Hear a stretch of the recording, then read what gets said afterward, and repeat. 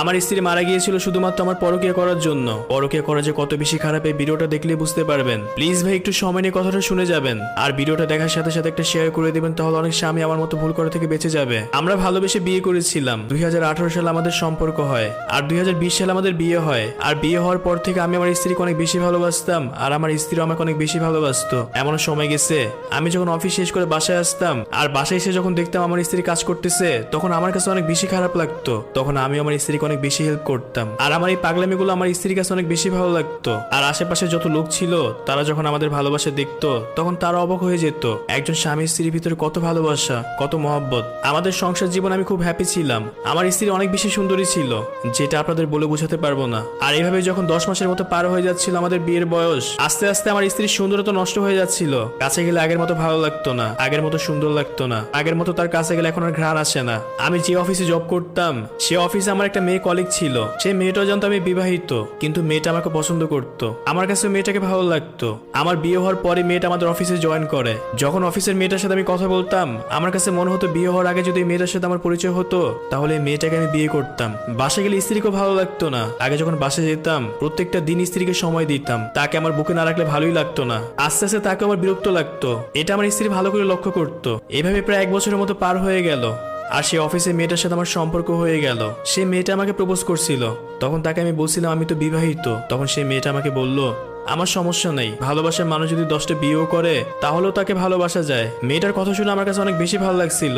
আর যখন থেকে তার সাথে আমার ভালোবাসার সম্পর্ক হয়ে যায়, তখন থেকে আমার স্ত্রীকে আরো বেশি ভালো লাগতো না। একটু দাঁড়ান, আপনি কই থেকে ভিডিওটা দেখতেছেন একটু কমেন্ট করে বলবেন, তাহলে আমার কাছেও ভালো লাগবে।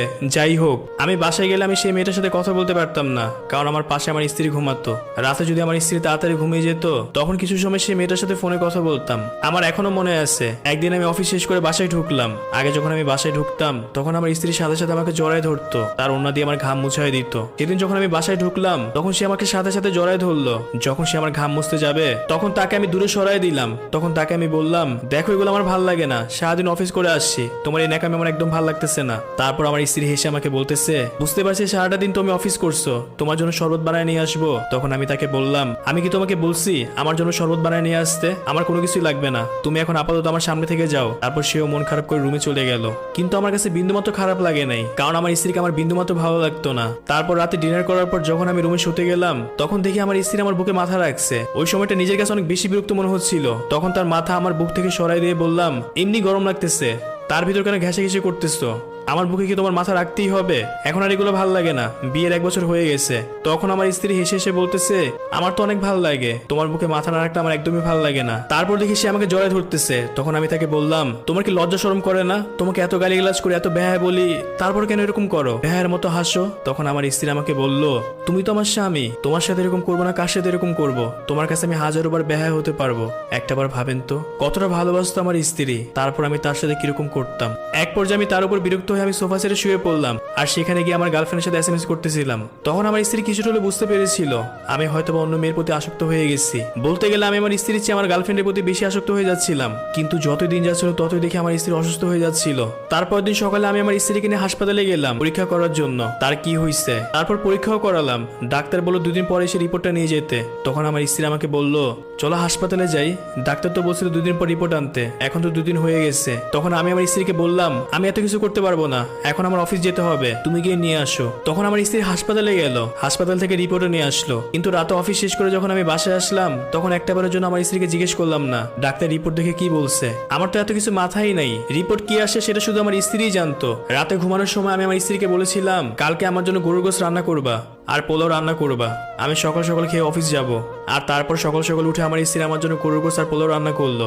তারপর আমিও খেয়ে অফিসে গেলাম। যখন দুপুর 12টা বাজলো তখন দেখলাম একটা রং নাম্বার থেকে ফোন আসলো। তখন আমি ফোনটা রিসিভ করলাম, আর ফোন রিসিভ করে দেখলাম পাশের ঘরে এক আন্টি ছিল। সে আন্টি আমাকে ফোন করে বলতেছে তোমার স্ত্রী অনেক বেশি অসুস্থ, তুমি যত তাড়াতাড়ি পারো হাসপাতালে চলে যাও।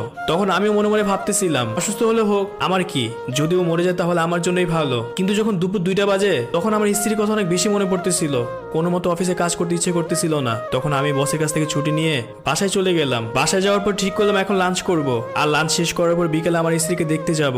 যখন লাঞ্চ করতে গেলাম তখন দেখলাম খেতে ইচ্ছে করতেছে না। ওই সময় বাইরে অনেক বৃষ্টি হইতেছিল। এক পর্যায়ে বিকেল বেলা বৃষ্টিও থামলো।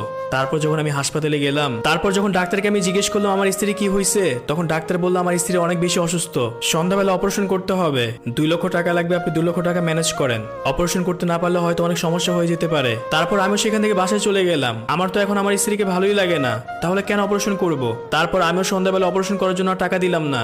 যখন রাত 11টা বেজে গেল তখন অনেক বেশি ক্ষুধা লাগছে, আমি বুঝতেই পারতেছিলাম, কারণ সারাটা দিন কিছুই খাই নাই। তারপর যখন আমি ডাইনিং রুমে গেলাম, যখন আমি গরুর গোস আর পোলাও বের করলাম, আমি খেতেই পারতেছিলাম না। বারবার মনে হচ্ছিল হয়তো বা আমার জীবন থেকে আমি কি যেন হারাই ফেলতেছি। তারপর আমি আবারও না খেয়ে চলে গেলাম বিছানায় শোয়ার জন্য। তখন বারবার আমার স্ত্রীর কথা মনে পড়তেছিল। গতকালকেও তো এই সময় সে আমার পাশেই ছিল, আমার বুকে মাথা রাখার জন্য, আমাকে জড়ায় ধরার জন্য সে কতই ছটফট করছে। এখন আমার কাছে কোনো কিছুই ভালো লাগতেছে না। আমার গার্লফ্রেন্ড আমাকে অনেকগুলো ফোন ধরতেছে, তাকে আমার খুব বেশি বিরক্ত মনে হচ্ছে। আমার কাছে তখন মনে হচ্ছিল এখনই আমার স্ত্রীর কাছে ছুটে যাই। আর তারপর রাত 12টার দিকে আমি চলে গেলাম হাসপাতালে, নগদ 2 লক্ষ টাকা নিয়ে গেলাম আমার স্ত্রীর অপারেশন করার জন্য। তারপর সেখানে গিয়ে জানতে পারলাম অপারেশন করতে হলে কালকে সকালে অপারেশন করতে হবে। তখন আমি তাদেরকে একটা কথাই বললাম, আমি শুধু একটাবার আমার স্ত্রীকে দেখবো। অনেক রিকোয়েস্ট করার পর দেখলাম আমার স্ত্রী সেখানে শুয়ে আছে। তারপর সেখান থেকে আমি বাসায় চলে গেলাম। আমার কাছে মনে হচ্ছিল সময় হয়তো বা যাইতেছেই না। তারপর যখন ভোর হলো তখন আমি সাথে সাথে আবার হাসপাতালে চলে গেলাম। আর হাসপাতালে যাওয়ার পর দেখি আমার স্ত্রীর বেড বাইরে রেখে দিছে, বাইরে শোয়াই রাখছে। তখন আমার বুকের ভিতর কামড় দিয়ে উঠলো। তখন আমি ডাক্তারকে জিজ্ঞেস করলাম কি ব্যাপার, আমার স্ত্রীর অপারেশন করবেন না? আমি তো টাকা নিয়ে আসছি। তখন ডাক্তার বলল, তাকে গতকালকে বলছিলাম গতকালকে সন্ধ্যা অপারেশন করা লাগবে, কিন্তু আপনি আসেন নাই। কিন্তু আজকে সকাল 5টার দিকে আপনার স্ত্রী মারা গেছে।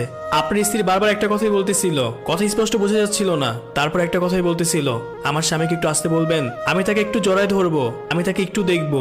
কিন্তু আপনাকে কি করে আসতে বলবো? আপনার ফোনটাও বন্ধ ছিল। যখন আমি আমার স্ত্রীর সামনে গেলাম, যখন তার মুখটার দিকে তাকালাম, নিজের কাছে পৃথিবীর সব থেকে খারাপ মানুষ মনে হচ্ছিল। তখন মনে হচ্ছিল আমার মতো মানুষের পৃথিবীতে বেঁচে থাকার কোনো অধিকার নাই। হাও মাও করে কান্না করতেছিলাম তখন, আর সবাইকে চিৎকার করে বলতেছিলাম আমি দুনিয়ার সবচেয়ে খারাপ একটা মানুষ, আমার বেঁচে থাকার কোনো অধিকার নাই। কিন্তু তখন বুঝতে পেরে আর কি হবে, যা হওয়ার তো হয়েই গেছে। এখানে কি বুঝে গেল জানেন? স্ত্রী রেখে আপনি যতই পরকীয়া করেন না কেন, সেখানে কখনোই সুখ পাবেন না। আপনার বিয়ে হয়েছে জেনেও যে মেয়ে আপনার সাথে সম্পর্ক করতেছে, সে মেয়ে কখনোই ভালো হবে না, কারণ একটা ভালো মেয়ে কখনোই পারবে না আরেকটা মেয়ের জীবন নষ্ট করতে। এটা ছিল অন্য কারো জীবনের গল্প, আমি আমার মতো করে তুলে ধরছি। আমাকে কেউ খারাপ ভাববেন না।